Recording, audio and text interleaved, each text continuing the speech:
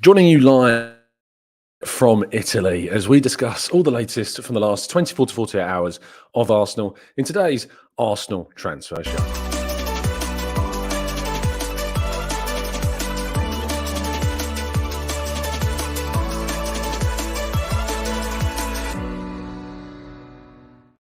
Hello and welcome to the Gooner Tool, back again with you guys for another episode of what is the Arsenal Transfer Show, joining you every single morning at 8 a.m. UK time. Well, other than yesterday, of course, where I wasn't live with you, but you did indeed get an episode, a special episode, which I really hope you enjoyed. And from the comment that you left on yesterday's video, it seems that you did indeed very much enjoy that piece of content. So thank you so much. A few kind of housekeeping bits.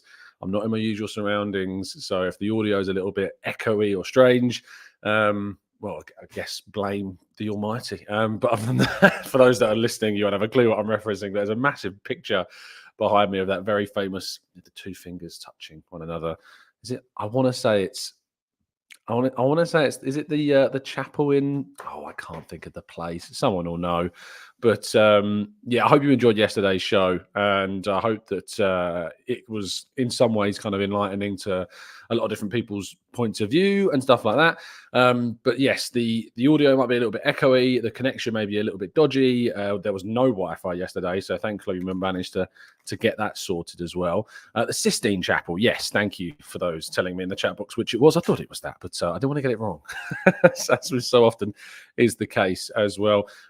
Staying with some amazing people, so if you hear any like noise in the background, it might be that. So apologies for that, but this is the best I can give you whilst I'm on holiday. I hope you can appreciate that. So if you could drop a like on the video and subscribe to the channel if you're new around here with those notifications turned on, I'll be ever very much appreciative of that as we try and reach, again, we reached 1,000 likes on yesterday's video, even though it wasn't a live show, which is a massive testament to you all. Thank you. There are 2 more episodes to come. You'll get those at different points throughout the week. I'm not sure when. It will just very much depend upon what's going on in the plan of the holiday, but you've got a midfielder episode coming and you've got a defenders and goalkeeper episode coming as well. So make sure that you watch out for that. If you don't know what I'm talking about, go check out the latest upload, which is in the videos section of the channel.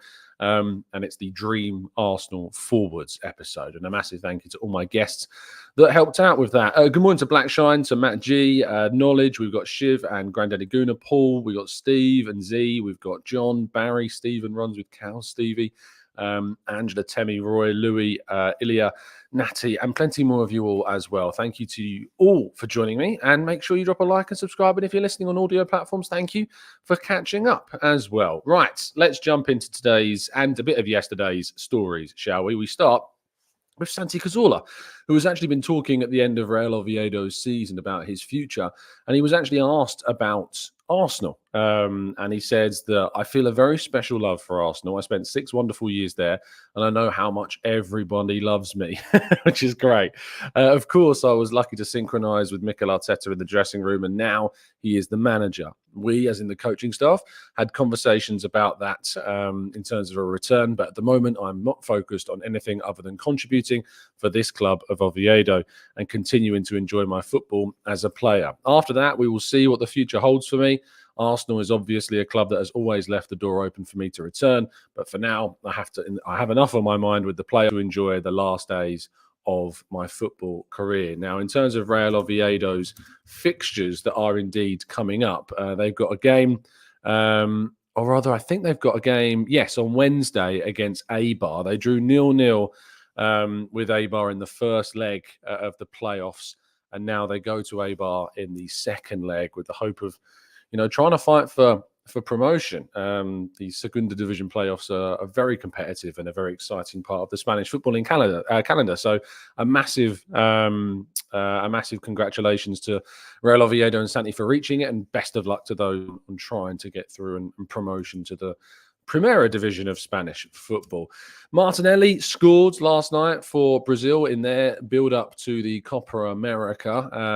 Coming on the end, I think it was a fantastic run on the right-hand side, but it was Martinelli that darted inside the box to get onto the end of the cross and give what was, in the end, a really important goal, because Brazil ended up winning the game 3-2. So Martinelli making his impact on the international stage and certainly showing that finishing ability that was perhaps missing a lot, I think, from most of this season. So hopefully this can be something of a kickstart to his new season while playing for Brazil this summer.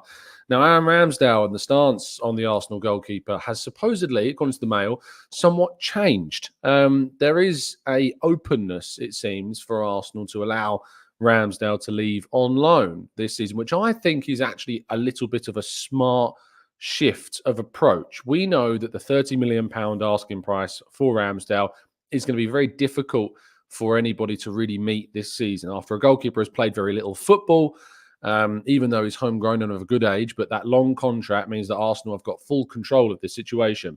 The situation remains that there aren't loads of clubs that are kind of, falling over one another to try and sign Aaron Ramsdale right now, it seems. And a loan, I think, would make plenty of sense for Ramsdale. He could get a full season playing regular football.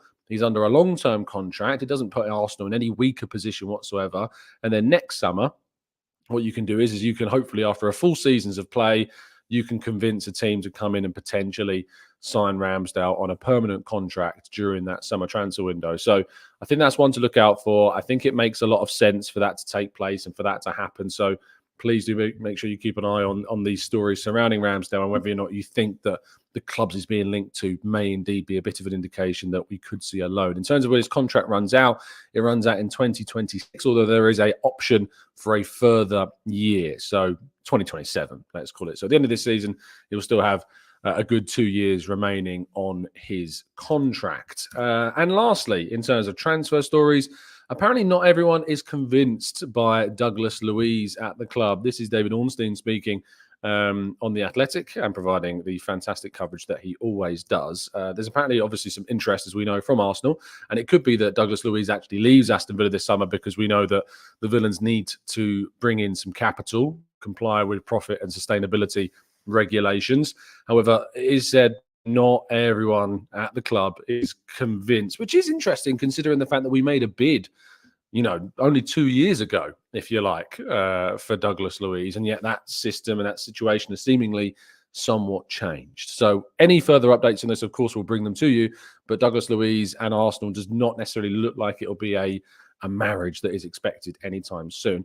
Just to give you a brief update on Benjamin Sesko, as I did report on Football.London a couple of days ago before I headed out to Italy, the interest, of course, as we know, is very much there, but it's never been kind of advanced as maybe suggested.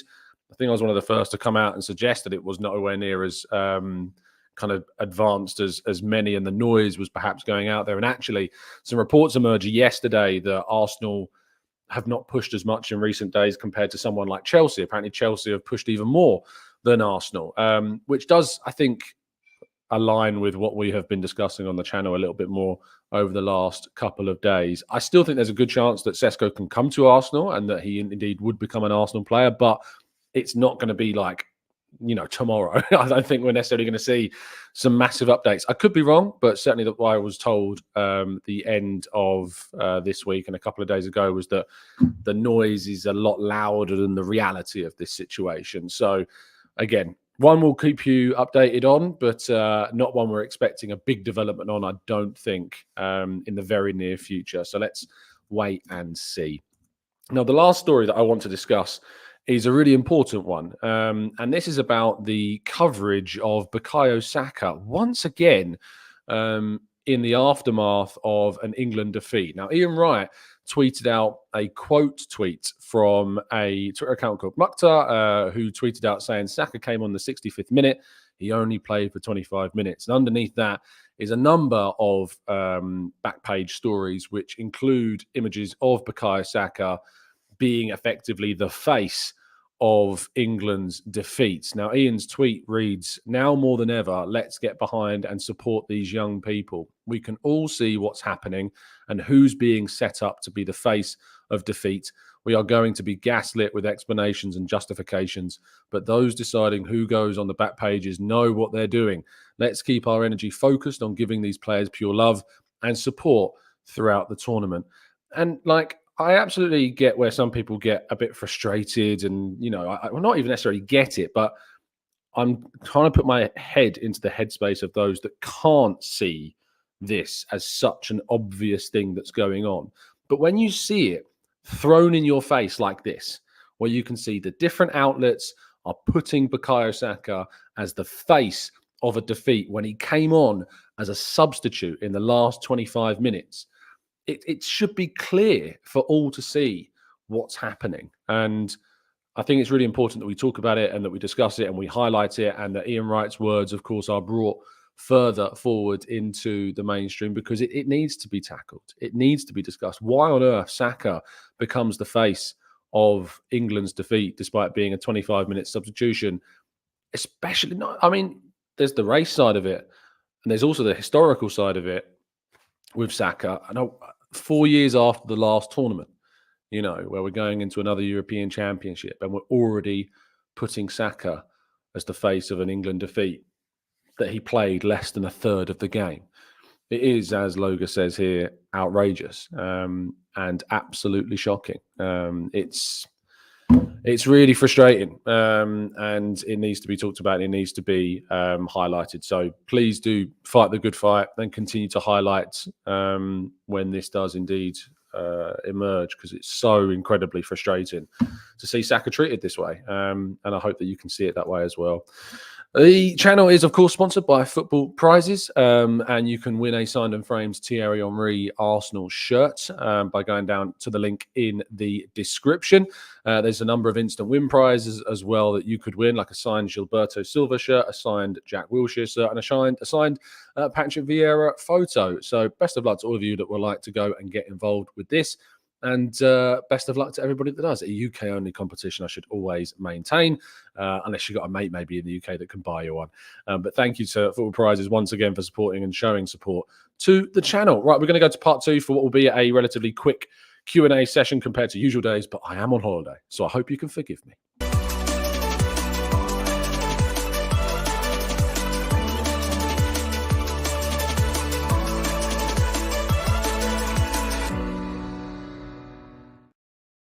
Okay, part 2 of the show. This is where we go into the chat box and tackle some of your thoughts and your questions as well. I do want to address something. The room's quite dark, as you've probably noticed. I have to turn up whatever the technical camera turn is to make this a lot lighter. That does slow down the movement, so you can see like my hands are not exactly like in HD definition. What I'm speaking may not be completely in line, but otherwise you wouldn't be able to see me. So I have to have the camera settings like this. So apologies for that. I hope you can hear me very clearly, because that's ultimately what matters. And says, Tom, what are your thoughts on Gabriel's comments that he would leave Arsenal tomorrow to play for Corinthians? I think if you're not taking this with a pinch of salt, you're not taking it for the comedic intention that it was said with. He is a Corinthians fan. He was showing his love and appreciation for the club that he supports. So I would not be reading too much into this at all. I would not be getting annoyed at Gabriel for saying this. It's like anyone at a club saying, "Oh, I'd leave tomorrow to play for the club I support." He's not going to. He's not going to leave Arsenal to go and play for Corinthians. He was purely in an interview highlighting his love and appreciation for the team that he calls his own. So don't read too much into that at all. Jordan says on the Saka situation, if we don't speak up, he will become the next Sterling. And it is a very important comparison to make. Sterling received ridiculous coverage at times that simply other players did not. And there is a real danger that Saka can become this next target, it seems, for what the coverage is that we're seeing of him. And again, it's very frustrating. James says, what did they say about Saka? I must have missed it. It was more just the highlighting and the emphasis of Saka in a game where he barely played any minutes, but yet became the face of a defeat against Iceland for so many different parts of what we saw in the last couple of days. Sam says, what part of Italy are you staying in, Tom? It's Chianti, but it's like also Tuscany. I don't know if we were trying to have a discussion about this yesterday about whether or not Chianti is in Tuscany or whether it's just outside. It's near Siena. So I hope that provides some clarity, but we're not 100% sure. Maximilian says, analysts were trying to pin the blame for the goal on Mainu as well, when it was actually Foden who gave the ball away. Rice couldn't cover it up, but all the commentary was somehow on Mainu not being physical enough. Cass says it's really annoying because Kane and Palmer's missed chances in the game, but they decided to put Saka's face on the front of every newspaper. and he only played 65 minutes. So that bias is there, and where Kane can do no wrong so often. It would be nice if Kane was on the front of a paper about, England losing a game for once. Graham says, have you seen the links to Kimmich, Tom? They've existed for a little while. There was a story yesterday going around from Sky Germany, I think it was, suggesting that he's among a number of players that company is willing to allow to leave Bayern Munich. I've mentioned a number of times that I would love to see Kimmich arrive at Arsenal. I'd love to see Kimmich come to Arsenal. So I really hope that he is a player that we look at and potentially kind of progress for in the coming weeks. Paul says, we complain about all of the racism and the trolls that we get in the mainstream, but they're as bad, if not worse. When Saka misses penalties for England, he's vilified. Kane misses a penalty for England, there's sympathy. Alex says, through a paper plane is the image that we're seeing, of course, as well. I'd get that one, but why did two of them use Saka, who played less than 30 minutes? Are we focusing on that? So he says, okay, focusing on a player, fair enough, but also a headline which was described as black ice as well. Now, that's crossing a line I can't understand, it says Alex. And yeah, tasteless, I think is probably the right word. Diallo says, Tom, how much value do you think we've lost on Ramsdale? He's a shadow of the goalkeeper he was a year ago. It's been tanked. Ultimately, we have lost value on Ramsdale. But I'm fine with that, because the reason why I'm fine with losing value on him, because Arsenal have to be ruthless. We can't have it both ways. You can't want Arsenal to be ruthless with their squad and try and sign players that improve upon what we've already got, which we did in Raya, and at the same time be annoyed that the player that we've ultimately upgraded upon, his value has diminished as a result. It's going to happen. That's the price you pay to improve your squad at times. The reason why a loan makes a lot of sense is so that we can try and bump that value back up if Ramsdale was, of course, to play more regularly over the course of next season. Fried says, going Italy for my best mate's wedding myself in a few weeks. But a question for you, Tom. How do editors choose which pictures are used in tabloid newspapers? I'm interested to know what the thinking is behind it. I can only speak from my personal experiences. I choose the images that go onto my articles. There'll be, in some cases, some deliberation with my editor about which images are used. But, 9 times out of 10, I am choosing the images that go alongside the articles that I use. I can't speak for anybody else. I can only speak for my own content. But I try to use the pictures that I think best represent the story. I'm certainly not ever perfect. I'm still very young and burgeoning in the career. So the mistakes can always be made. But I can't speak for anyone else, Fuad. Unfortunately, I can only speak for myself. Lucas says, why do we feel player swaps aren't used much in transfers? Is it difficult logistically? I think, you've answered your own question, Lucas. There is definitely logistical difficulties when it comes to player swaps. There's differences in player valuations. There's differences in what some teams want in terms of a player as well. You may want to sell one. You may want another player, but that club might not want the player that you're allowing to leave. So there's loads and loads of obstacles when it comes to those types of situations. Let's go to Paul says, did you notice the silence from the England squad over Saka being vilified? Does that speak volumes? It's nice to see Ian Wright come out. We can only speak on what has been spoken. And Ian Wright coming out saying what he did was really, really important. Let's go to Diallo on that point on Ramsdale. Says, I agree with you, Tom. It's so clear why Arteta moved on from him. I backed Raya, but now I'm really sad. I shouldn't that sad for Ramsdale. Of course, there's going to be sadness for a player that we, link to, can, really enjoy the football of and appreciate his quality and his character as well.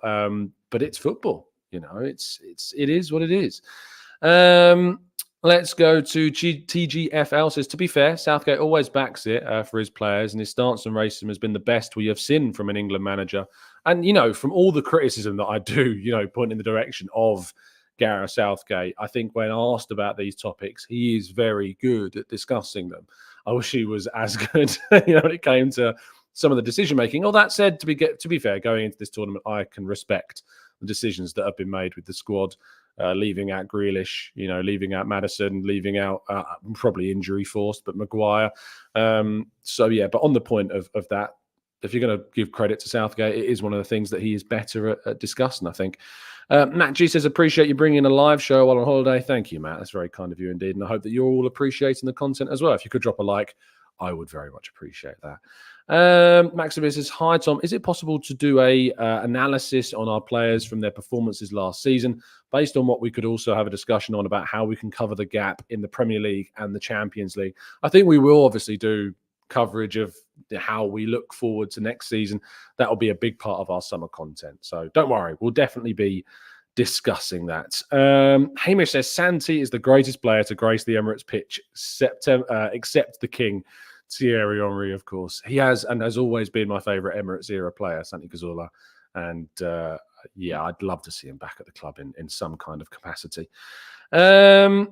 Let's go to Ant says Tom's on holiday. Even more of a reason to smash the like button. Absolutely.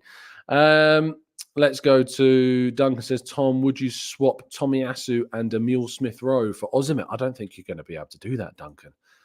Tomiyasu and Emile Smith-Rowe are not going to get you anywhere close to the amount of money that Napoli would ultimately want for Osimhen. So I don't think that's going to be feasible. The answer would probably be a yes, but I don't think there is enough money in that deal from the Arsenal side to get that done. Clincy says, yesterday was my birthday, people. I had a blast in today's show. Is an added gift since I missed yesterday's show, of course, due to work and celebrations. Well, happy birthday, Clincy. I hope you had an absolutely fantastic day yesterday. And sorry that we weren't doing a live show where we could celebrate it properly. Let's go to Bingy says, when England lose, England always play the race card, and it's not the first time as well. I mean, it's different. I wouldn't say England always play it, but it's kind of the coverage, isn't it? It's the emphasis, it's the systemic side of it that I think exists that we need to raise and talk about so much more. If it wasn't so blatant, like with if it was a game where Saka had a really poor game, played from the start, and you could justify his performance being the face of a disappointing display, you know, I don't think we would be having this discussion. But it's not only this example, it's the consistent use of Saka and other black players that are obviously brought into focus. And I think one of our commenters brought up the view of Kobbie Mainoo as well and his performance. So it's important that we talk about it. It's important that we highlight it. And hopefully it brings a realization to some about the reality of it. And we can change it. We can change the rhetoric. We can change the way in which players are differentiated from one another based purely, it seems, in some cases, sadly, on the colour of their skin. It's not the topic I enjoy talking about, especially whilst on holiday. But I would be doing a disservice if I didn't bring it up and didn't talk about it. And I think it's very, very important too. Abik says, Tom, as a journalist yourself, have you seen any initiatives within the industry to tackle what blatant racism exists? Certainly where I'm at and where I am, there is a lot of emphasis on diversity. There's a lot of emphasis on being conscious of our coverage. I'm always encouraged to write about certain things. I was encouraged to write about the flag on the back of the England shirt, which obviously caused a lot of controversy for people. And I was encouraged to kind of talk about that openly and honestly and give my open opinion. I wasn't given any kind of guidance as to how I should be writing about that. It was very much, we want to do a story on this. We want you to give your honest opinion on it. Go for it. And my honest opinion was I couldn't understand the outrage. So that's what I wrote and that's what got published. And, you know, there has always been an emphasis where I am. And that's why I enjoy working where I work in that regard, because diversity has been a big, big thing. And there's a big effort going into trying to change it. So I'm very proud to work where I work and to do what I do. And I hope that it stands as an example so that we can change things elsewhere into the future. Let's go to Uluo says, regarding Sesko, is there any reason why Arsenal may be reluctant to make that deal? Yeah, there is a reason. And we actually have talked about it on the channel a little bit before. The reason is because this release clause expires on the 30th of June, you've got a pressure to activate that deal. And what that means is that you're committing that £55.6 million to a deal for Sesko very early on in the window. If you commit that money now, you've got July and you've got August where transfer opportunities that could emerge in the centre forward position that are not available right now suddenly become very attractive for a club like Arsenal, and then you've already committed to a Sesko. Arsenal want to be 100% sure that any deal they do is going to be the right one. Thankfully, they've got a very good record when it comes to doing deals. They've got a very good record when it comes to, exploring transfer opportunities. And it's only really Fabio Vieira who stands out as a significant financial investment that's not worked out. Declan Rice, Ben White, Gabriel Jesus, Kai Havertz. When we've invested big money, we've got good to great returns on those players. Only really Fabio Vieira stands out as one where there are more question marks than there are answers with that one. I think that's where we're going to end today's show. I will end with this comment from On the Volley, who is so off base on this. The only one to eradicate racism, I assume that probably is the word, the only way to eradicate racism is to just not talk about it, which the reason why I'm ending on this comment for me is because I don't think it's the way forwards from my personal opinion. I think the way in which we discuss this, the way in which we tackle this is by talking about it. And I think, in some ways I've mentioned this before, but as a white guy who's never and will never experience racism, it's important that we talk about it and that we highlight the difficulties and we highlight the systemic issues that exist so that we can do as much as we can to tackle it. I will never stop talking about it. I will never stop raising these stories. I will never stop being afraid to mention it and support those that need the support that exists. So no, we won't stop talking about it, and we will always continue to speak about it and raise awareness of it. So thank you for those that listen. Thank you for those that are dropping a like on the video and subscribing to the channel. If you're new, welcome to the TGT family. If this is your first time listening, this is not the usual case. I'm usually in very different surroundings, but I hope you can appreciate the work that goes into putting on these shows whilst I'm away. And I will see you again very soon. Stay safe, stay well, stay happy and respectful. And as always, up the Arsenal.